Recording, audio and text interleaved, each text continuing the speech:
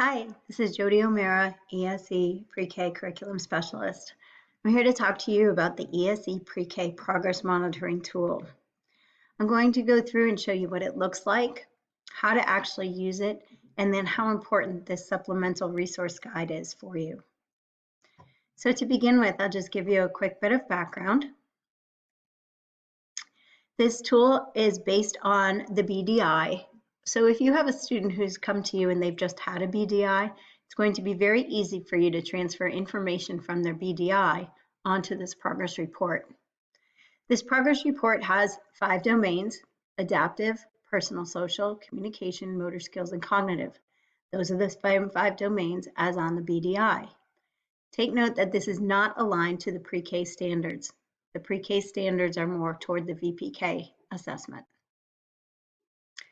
We're doing this because we need to measure how our students are doing over time in our pre-K ESE programs. So progress monitoring is a way that we can measure when they come into our program, how they're progressing over time, and how they're doing when they leave our program. The measures are done 2 times a year. Please take note that on here it says quarters 2 and 4, but I will emphasize in several places this will be quarters 1 and 3. The progress monitoring measures, again, will be done in quarters 1 and 3.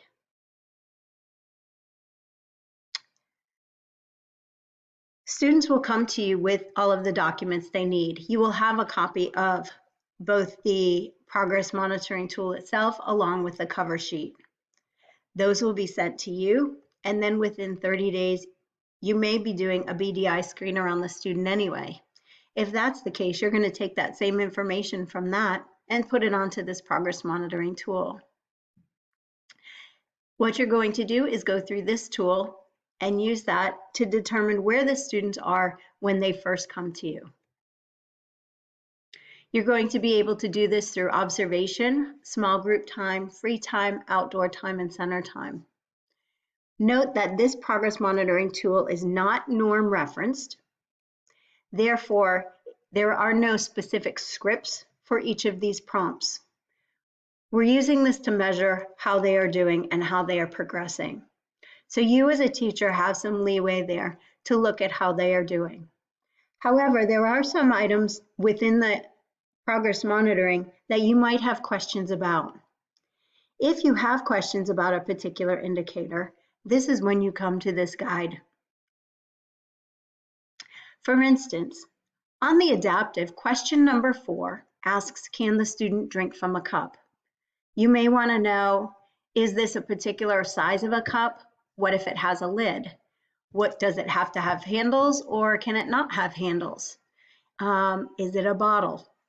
In the self-care number 4, we've determined that for progress monitoring purposes, there is no particular mandates regarding the cup.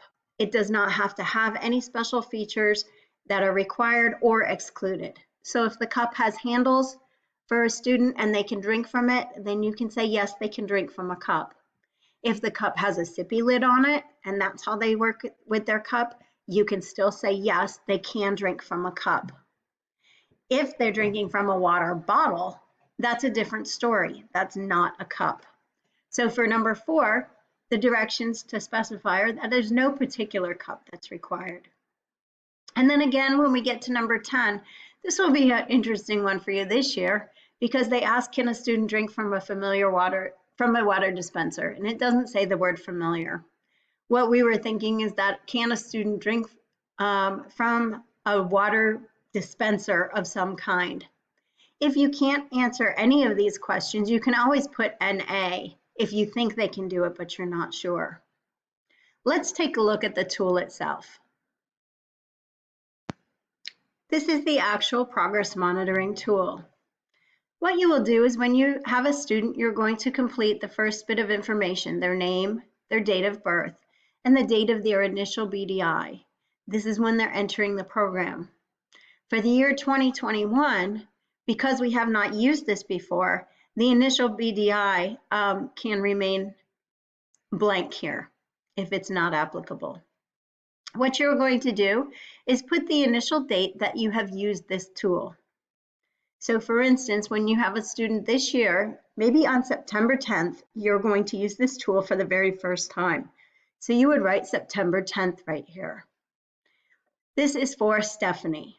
So if we look at Stephanie, we're going to start here on September 10th with the date, and we're going to put the year on there also because this is a multi-year process.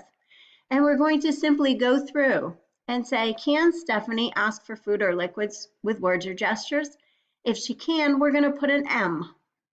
If she is emerging in that skill, we're going to put an E. And if she can't do it at all, we're going to leave it blank. And we look at the next one, uses a spoon or other utensil to feed self.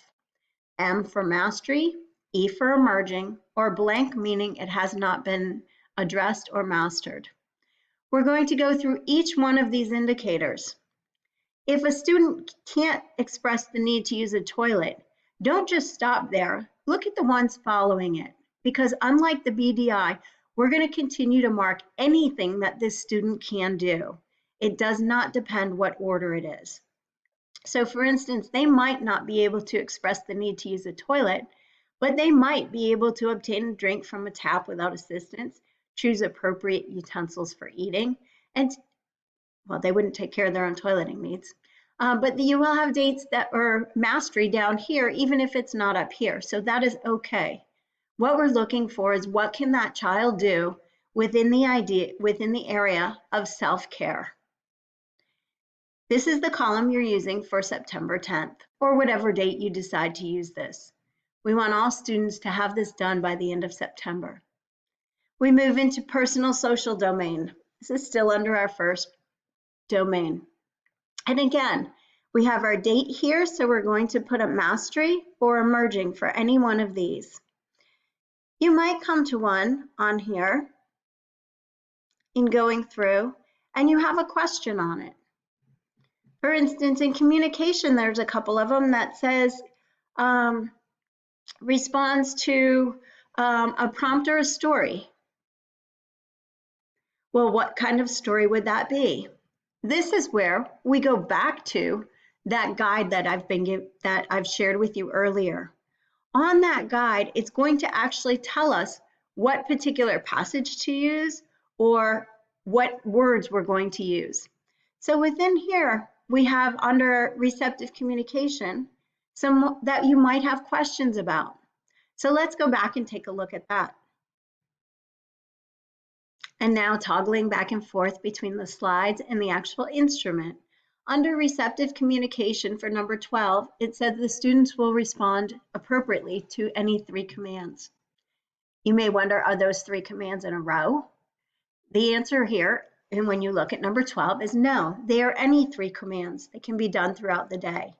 Do they have mastery of 3 different commands where you can give them a direction and they can follow that direction? And then number 16, do they understand possessive pronouns? So we've just given you some examples of possessive pronouns. Number 17, it says 2 commands. Now you would think that would be more complex, but yet when we look at 17, 2 commands, the reason it's more complex is because they are 2 in a row. Whereas on number 12, they are not sequential. Number 17, they are sequential. Put your backpack away and go to the carpet area. 2 directions right in a row. So we refer back to this PowerPoint anytime we have questions on the actual tool. The tool is long, which is why we're providing you copies of that tool. Any of these indicators that you have questions on, you would go back to this guide here.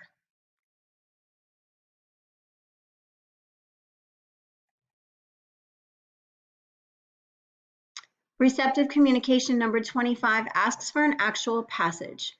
Here's the passage that you would be using for number 25.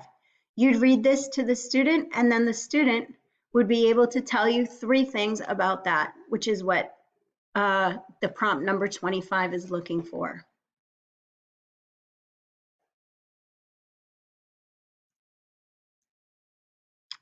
And then in the cognitive domain, in attention and memory, there are several where they have to look at a picture to identify different items in the picture. So we've provided the pictures for you on this particular slide. And in red, we've told you what they need to identify. So as you go through this tool, if you have questions, you'll know to go back to this PowerPoint. I would suggest actually printing out the PowerPoint so that you have it with you on the side while you're doing the measure itself. The measure does not have to be done all in one day. You could take a couple days to do it. And on the date that you're recording, just put their initiation date on there or the initial date that you've started it on. So your PowerPoint provides you with all of the tools you need in order to implement each of those prompts. Once you get done this tool and you get to the bottom of it, you'll have the dates and whether there's an M for mastery or an E for emerging. The final thing you're going to do is go to the cover sheet. Let's take a look at that next. Here's a copy of the PreK Progress Monitoring cover sheet. The Progress Monitoring cover sheet shows you at the bottom all of the areas in which you'll be assessing. This is for any student that you have. Each student will have their own cover sheet. All you are going to do here is to shade in the box that shows that they've mastered something. This will allow you to have a big picture of your student because you may have a student where out of 21 prompts, the student can do 18 out of 21 by the age of 4. And in the same time, in receptive communication, the student may only have a couple boxes shaded. So this gives you a picture of where the student's strengths and needs are. It should be able to help you with communication with parents and to possibly help you writing some new goals. Once you get done your progress monitoring tool for Q1, you'll likely use this when you have conversations with parents about where students are. You'll be able to then take the progress monitoring tool along with the cover sheet and put that into a working folder, which will eventually go into the IEP folder on the right-hand side. The reason you're putting it first in the working folder is because you're going to take the exact same tool out again in Q3 and pick up where you left off. So wherever they had left off with mastery on a particular area, you're going to start with the very next question or prompt to see if they have made gains. So over time, we should see more and more boxes being filled in here. One suggestion is to use a different color each time you do it. And for the progress monitoring tool itself, we'll have the different dates and it will show different levels of mastery. So only the first time you use it do you have to start at the very beginning. After that, you start wherever you left off with Q1. At the end of the year, this does go into the IEP folder on the right-hand side, the cover sheet and the tool itself. We want to be able to use this for the entire time, one tool for the entire time they're in pre-K. And since many of our students have more than 1 year of pre-K, we want to maintain that in the folder. All of these documents are housed in Schoology, in our SDMC Early Educators group, in Resources, under ESE Information. You will again get copies of these documents, the cover sheet and the tool itself, with each IEP that you get from the Evaluation Center. And you have the resource in the folder in case you want to print more for yourself. The PowerPoint is also in that resource folder. If you want me to send it to you directly, you can always send me an email. If you have any questions, please reach out to me. It's Jody O'Mara, and my email is OmaraJ. On email, it will be Joellen O'Mara. I hope this helps you understand a little bit more about the progress monitoring tool and clarifies anything. And again, one more time, this is done in Q1 and 3. This is not replacing the progress reports that are done through peer in Q2 and 4. We still, by law, are required to report on those IEP goals, and so that will be done during Q2 and 4. I hope this helps you. Thank you.